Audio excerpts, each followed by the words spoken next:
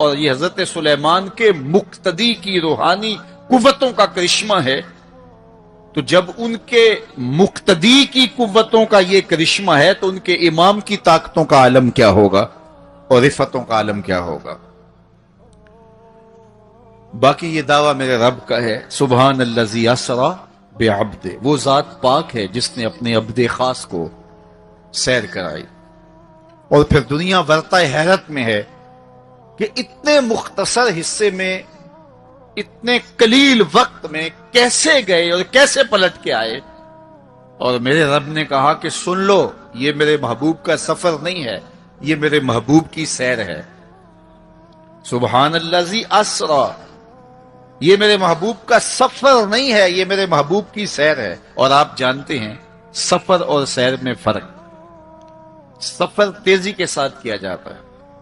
میں اب جو فاصلہ طے کر کے آیا ہوں، تو اگر میں سیر کی غرض سے یہاں آتا تو مجھے 2 گھنٹے لگتے، اور اگر میں گاڑی پہ بھی آتا تو پھر بھی مجھے کم از کم پونا گھنٹہ چاہیے تھا، لیکن میں 15-20 منٹ میں یہاں پہنچنے کی کوشش کی ہے، کیونکہ میری نگاہ میں ایک حد تھا کہ میں نے دیے گئے وقت کے مطابق یہاں پہنچنا ہے۔ وہ تو باہر بے تحاشا رش نہ ہوتا تو میں وقت سے 5 منٹ پہلے ہی پہنچ پاتا۔ تو میں دائیں بائیں سے بے نیاز ہو کے اپنی منزل پہ نگاہیں گاڑے ہوئے سرپٹ دوڑ رہا تھا اور یہاں تک آ پہنچا۔ لیکن سیر جو ہوتی ہے اس میں ہر منظر پہ رکا جاتا ہے، ٹھہرا جاتا ہے، کوئی نظارہ ہو تو اس سے لطف اندوز ہوا جاتا ہے۔ اب اتنی سرعت کے ساتھ گئے اور واپس پلٹ کے آئے، میرا رب کہتا ہے یہ میرے محبوب کا سفر نہیں تھا، یہ میرے محبوب کی سیر تھی۔ کیا سمجھو گے میرے محبوب کو جس کی سیر تمہاری سمجھ میں نہیں آتی؟ اگر وہ سفر کرے تو پھر کیسے سمجھو گے؟ یہ تو ابھی سیر ہے اور تم ورطہ حیرت میں ہو، کیسے گئے کیسے آئے۔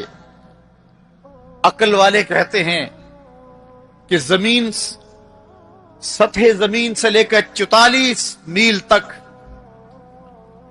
ہوا ہے، اس کے بعد کرۂ خلا ہے، پھر کرۂ زمہریر ہے، پھر کرۂ نار ہے، پھر آسمان میں خرق و التیام ممکن نہیں،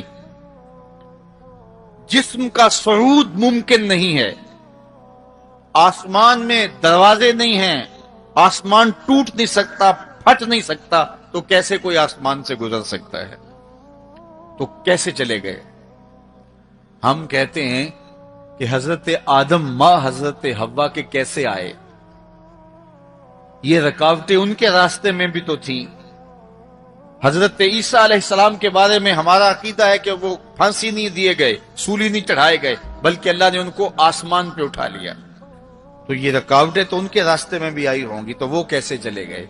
جب حضرت عیسیٰ جا سکتے ہیں، حضرت آدم آ سکتے ہیں، تو میرا نبی جا بھی سکتا ہے، میرا نبی آ بھی سکتا ہے۔ فرق یہ ہے ابھی تک جو گیا ہے پلٹ کے آیا نہیں، جو آیا ہے ابھی تک پلٹ کے گیا نہیں۔ میرے نبی گئے بھی ہیں، میرے نبی آئے بھی۔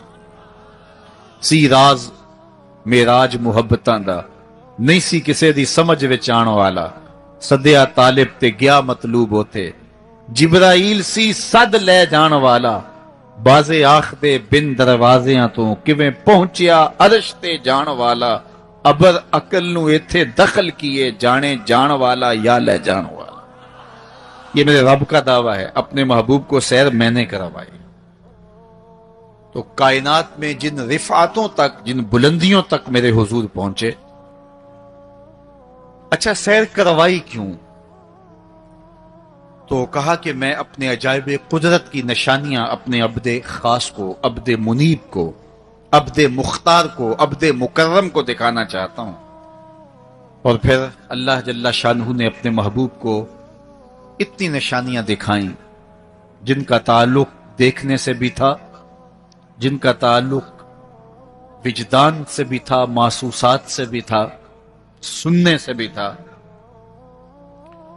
کبھی حضور علیہ الصلوۃ والسلام جنت کی خوشبو سونگھتے ہیں، نظاروں کی وادی دیکھتے ہیں اور جنت کے محلات کو حضور ملاحظہ فرماتے ہیں، اور کبھی دوزخ کے اندر عذابوں میں مبتلا لوگوں کو حضور علیہ الصلوۃ والسلام دیکھتے ہیں، اور پھر اپنی امت کو بیان بھی فرمایا تاکہ وہ ان اعمال بد سے بچ جائیں جو جہنم میں لے جانے کا سبب اور ذریعہ ہے۔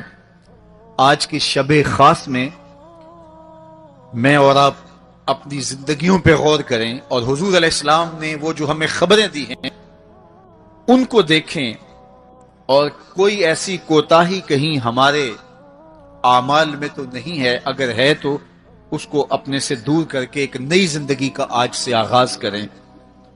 حضور علیہ الصلوۃ والسلام نے فرمایا کہ میں نے کچھ لوگوں کو دیکھا کہ پتھروں سے ان کے سر کچلے جا رہے ہیں، اور پتھروں سے کچلنے کی وجہ سے ان لوگوں کے سر کیمے کی طرح ہو جاتے، کوٹ دیے جاتے ہیں پتھروں سے، لیکن تھوڑی دیر کے بعد پھر صحیح ہو جاتے ہیں، لیکن پھر دوبارہ ان کے سر کچلے جاتے۔ تو میں نے پوچھا جبریل یہ کون لوگ ہیں؟ تو کہا کہ یہ وہ لوگ ہیں کہ جن کے سر نماز کی وجہ سے بوجھل رہتے تھے، نماز جن کو بڑی بھاری لگتی تھی۔ کئی لوگوں کو نماز کا کہیں تو وہ 100 بہانے کرتے ہیں، اور ایک بہانہ تو ہر بے نمازی کرتا ہے، میرے کپڑے پاک نہیں ہیں۔ میرے والد گرامی فرمایا کرتے تھے تیرے کپڑے کیسے پاک ہو سکتے ہیں جب تو اللہ کے حضور جھکنا نہیں جانتا؟ جب اس کے حضور جھکنا سیکھ جائے گا تیرا لباس بھی پاک ہو جائے گا، تیرا بدن بھی پاک ہو جائے گا، تیرا تن بھی پاک ہو جائے گا، تیرا من بھی پاک ہو جائے گا۔ تو 100 بہانے، تو ان کے سر نماز کی وجہ سے بوجھل ہو جاتے، اذان کی آواز سنتے اور پھر دوبارہ سرہانے پہ سر ڈال دیتے اور اٹھنے کی ہمت نہ پڑتی۔ حی علی الصلاۃ حی علی الفلاح کی دل فریب صدائیں کانوں میں پڑتی۔ تو ان کے سر نماز کی وجہ سے بوجھل ہوتے تھے، اور آج ان کے سر پتھروں سے کوٹے جا رہے ہیں۔